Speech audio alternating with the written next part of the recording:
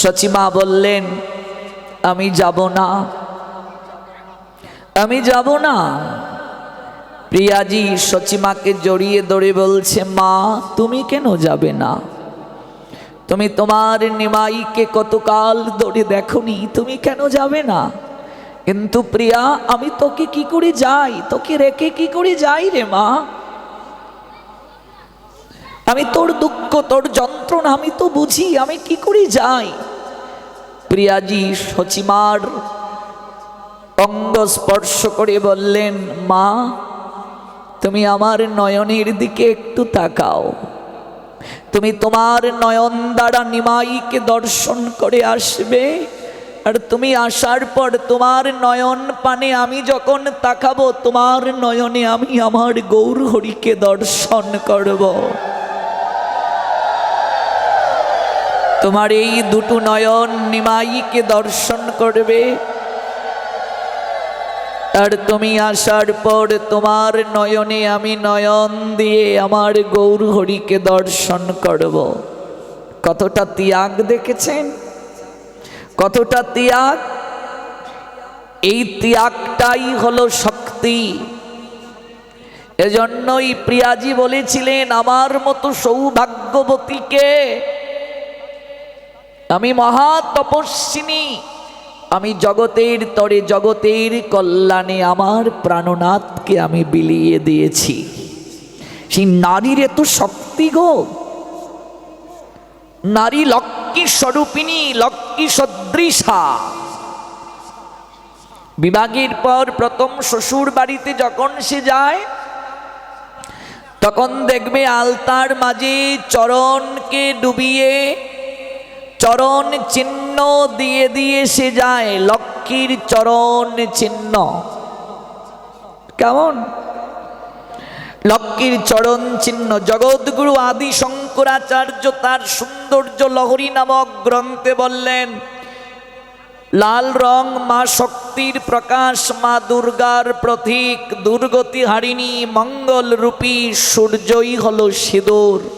সূর্য থেকে যেমন সকল শক্তি নির্গত হয়, সকল শক্তি প্রাপ্তি হয়, তেমনি নারী লাদিনী শক্তি বা মঙ্গ কান্তি থেকে গোবিন্দ রাধারানীকে সৃষ্টি করলেন লাদিনী শক্তি। এজন্য রাধা কৃষ্ণ লক্ষ্মী নারায়ণ সর্বপ্রথম আগে রাধারানীর নাম উচ্চারণ হয়, লক্ষ্মী নারায়ণ লক্ষ্মীর নামটা আগে উচ্চারণ হয়, সীতারাম আগে জানকী সীতা দেবীর নামটা উচ্চারণ হয়। লাদিনী শক্তি।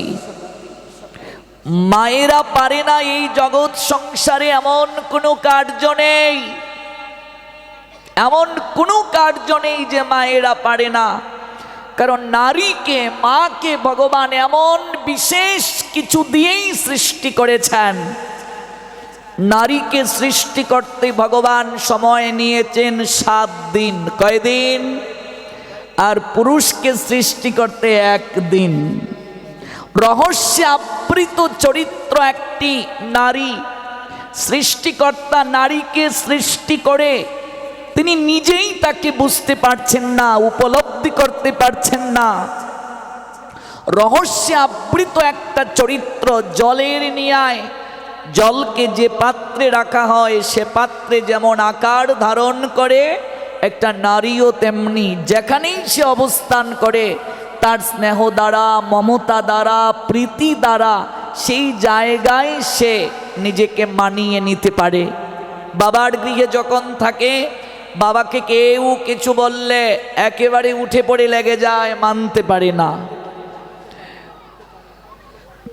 একটা অজানা অচেনা পরিবেশে অজানা একটা লোকের হাতটা ধরে বিবাহ সম্পাদন করে যখন আসে, কাঁদতে কাঁদতে তোমাদের ছাড়া কি করে থাকবো। কয়েক বছর পর, কিরে ছুটদি কবে আসবি? আসবো কি করে রে, সংসার নিয়ে ব্যস্ত। আমার মাকে শুনেছি বিবাহের পর তিনি 6 মাস 7 মাস বাবার বাড়িতে থাকতেন। 14 বছর বয়সে তার বিয়ে হয়েছিল। এবার ডাকলেও যান না, 2 বছরেও নয়, 3 বছরেও নয়। বলে কি করে যাবো রে সংসার রেখে।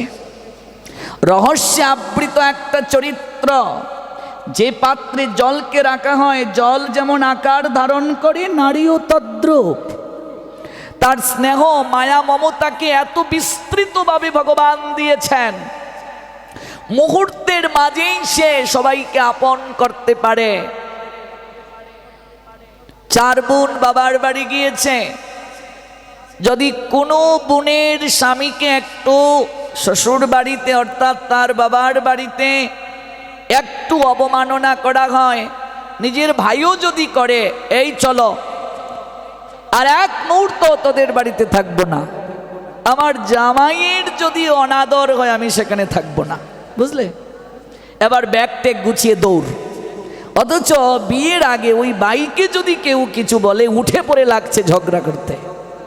রহস্যে আবৃত একটা চরিত্র। এই জন্য বাবাজিদেরকে বলছি, আমিও তো এই দলে, নারীর শরীরকে অনেক পুরুষ স্পর্শ করতে পারে, কিন্তু হৃদয়কে সব পুরুষ স্পর্শ করতে পারে না। নারীর হৃদয়কে স্পর্শ করতে গেলে সাধনা করা প্রয়োজন, বুঝলে? কথাটা কিন্তু অনেক মাহাত্ম্যপূর্ণ। এটা আমার কথা নয়, রবীন্দ্রনাথ ঠাকুরের কথা। আমি যেহেতু বাংলা সাহিত্যের ছাত্র, রবি ঠাকুর বললেন নারীর হৃদয়কে স্পর্শ করা সাধনা ব্যতীত হয় না।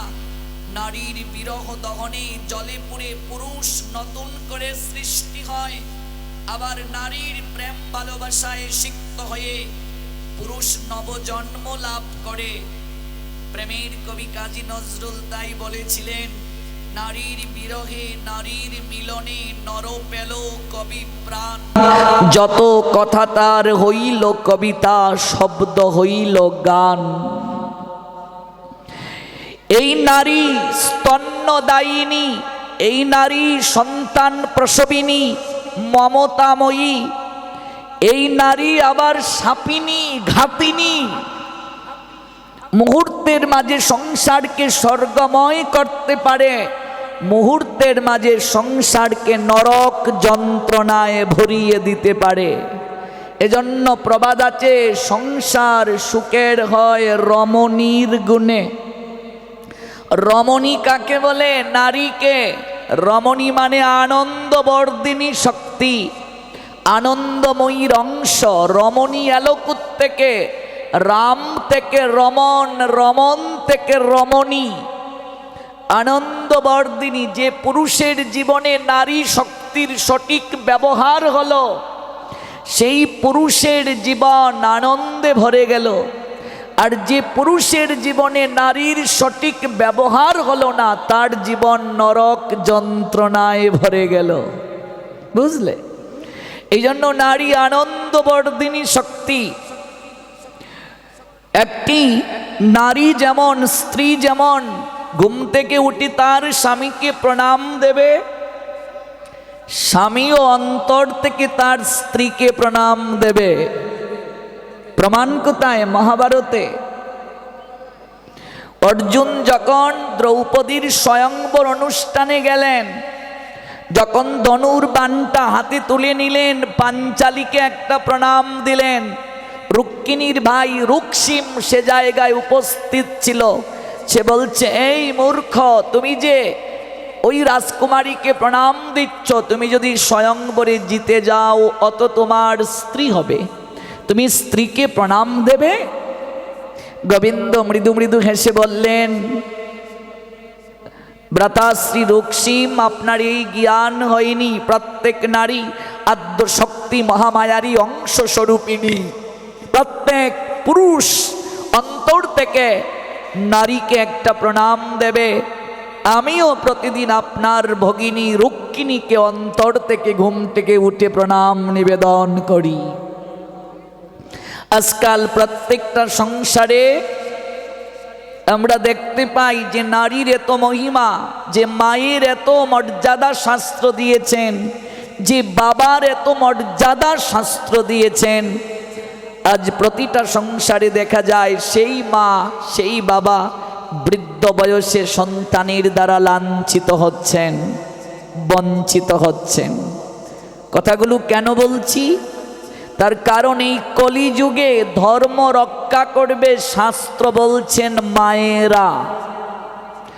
হরি বাসরে গেলে দেখবে, নাম যজ্ঞে গেলে দেখবে, ভাগবত পাঠে গেলে দেখবে বাবাদের থেকে মায়েদের সংখ্যা বেশি হয় না? ভুল ভুল বলছি?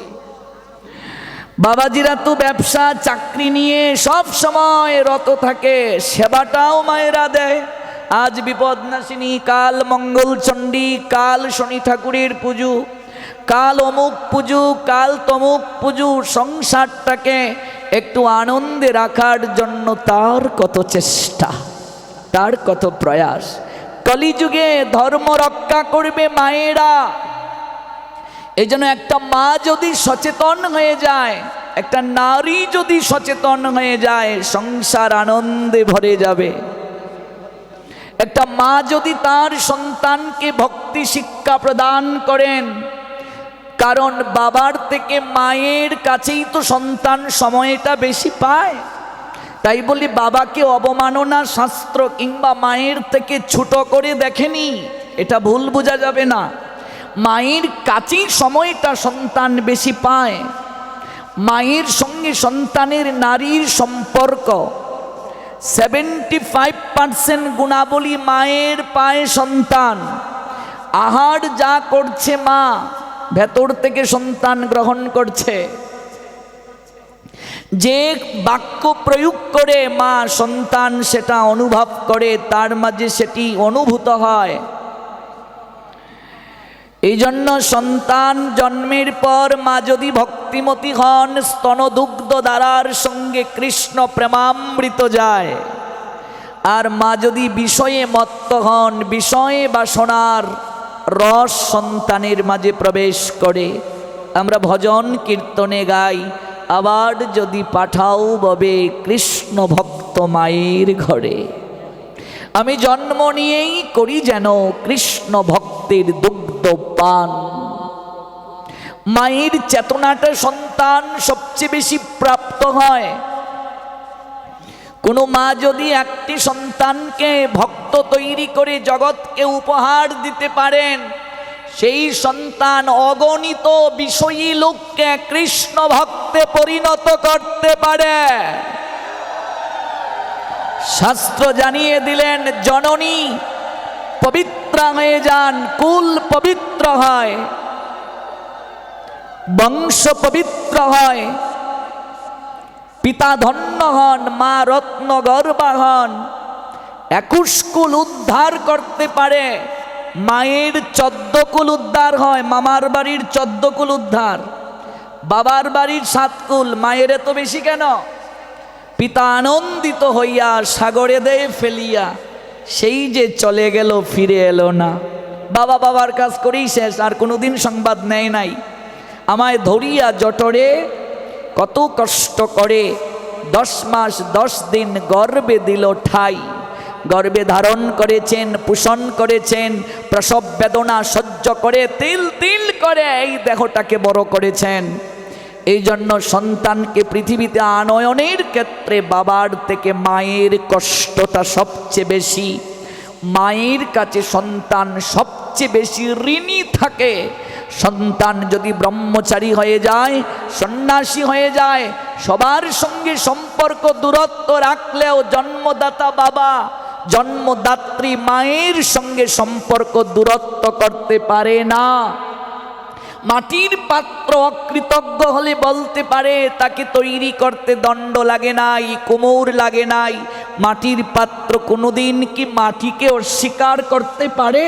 পারে না। তার দেহটা মাটি দ্বারাই তৈরি। এই জন্য সন্তান ব্রহ্মচারী সন্ন্যাসিনী হলেও, সন্ন্যাসী হলেও বাবাকে অস্বীকার করতে পারে না, মাকে অস্বীকার করতে পারে না। যদি অস্বীকার করে, মূলকে অস্বীকার করা, বীজকে অস্বীকার করা, জমিকে অস্বীকার করা। আর জমি ছাড়া, বীজ ছাড়া তো ফসল উৎপাদিত হতে পারে না। আজকে এই যজ্ঞ সেই মায়েদের মাধ্যমে আমরা প্রাপ্ত হলাম।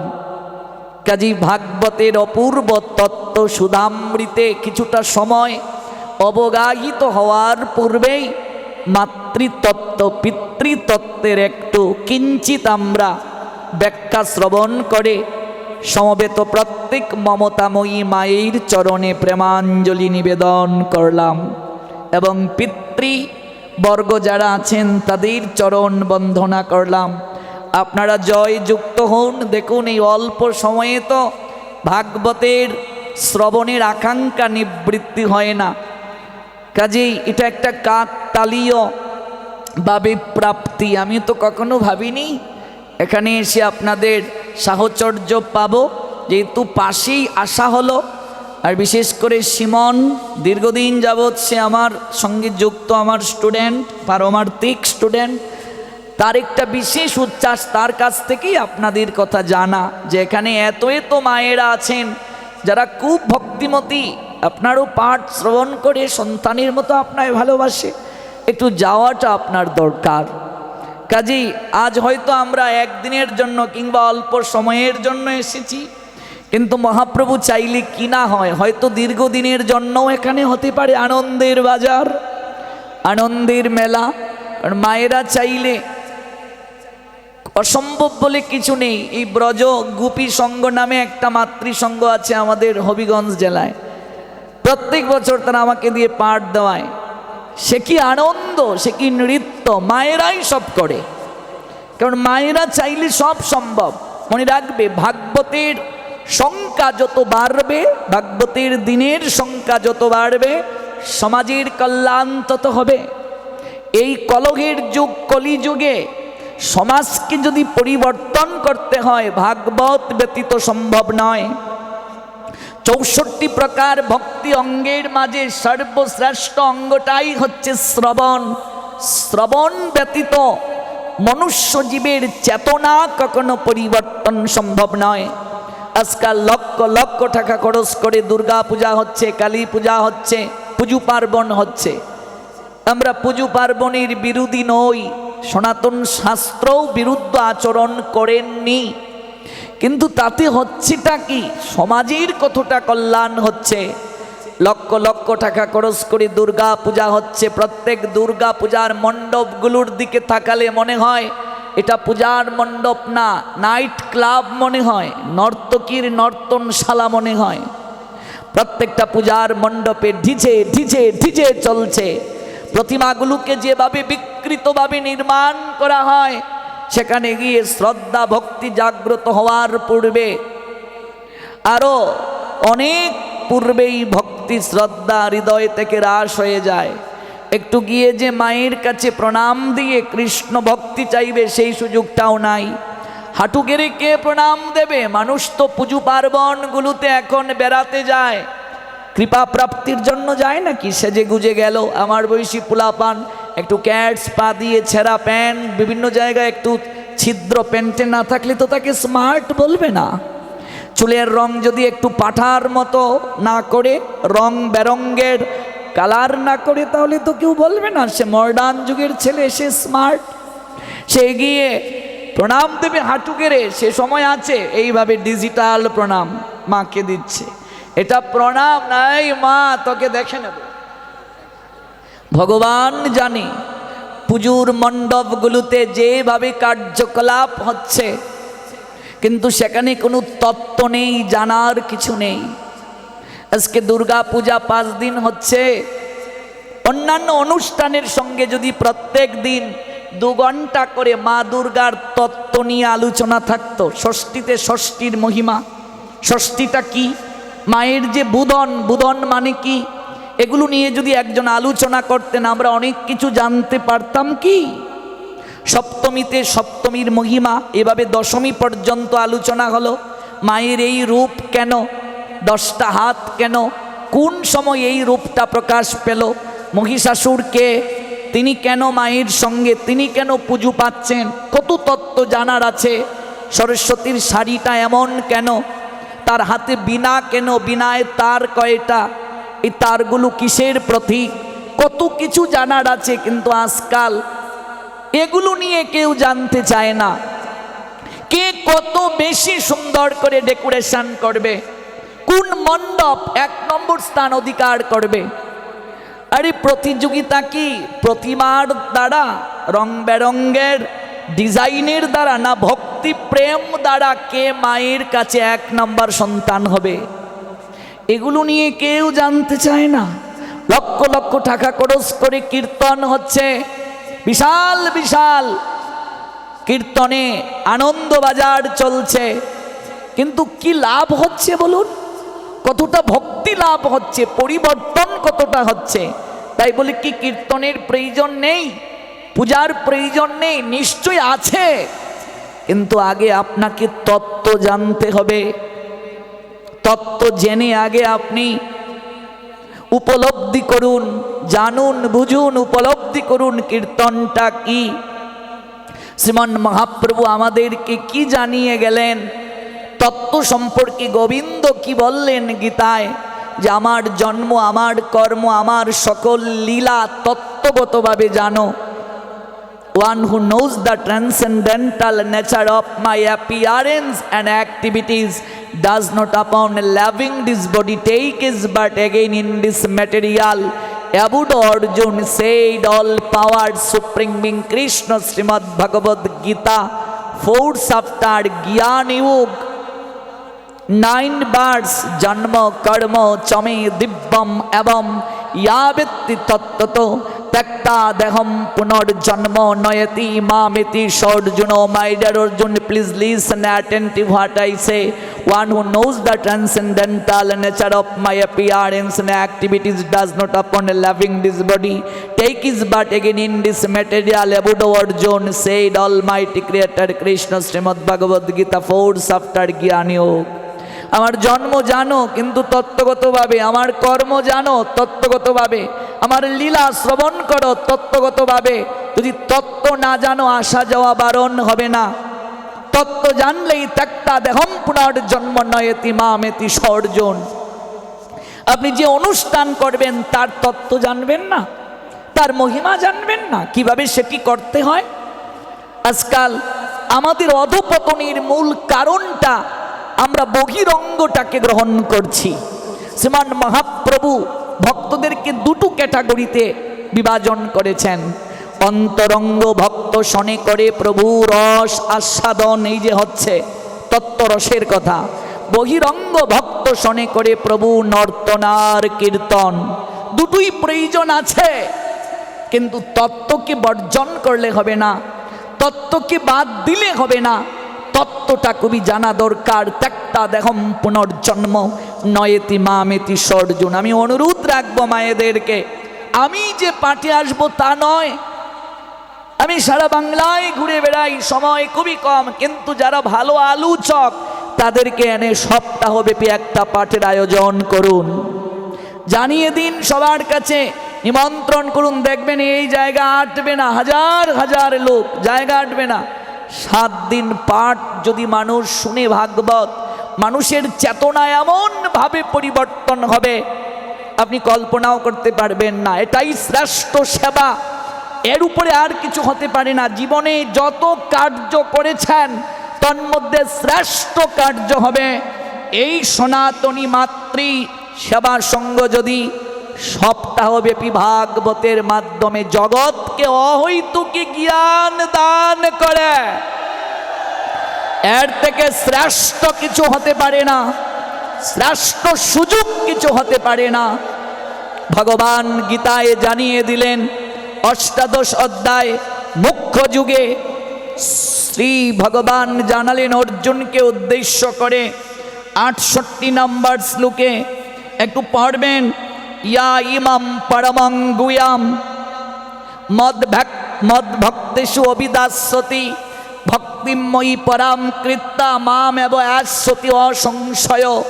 অর্জুন, তুমি সংশয় করিও না, আমার এই পরম প্রেমময় কথা, তত্ত্ব কথা জগতের বুকে যারা জানায়, জানানোর ব্যবস্থা করে, শেখানোর ব্যবস্থা করে, সে অবশ্যই, অতি অবশ্যই অন্তিমকালে আমার চরণ প্রাপ্ত হবে, তাতে কোনো সন্দেহ নাই।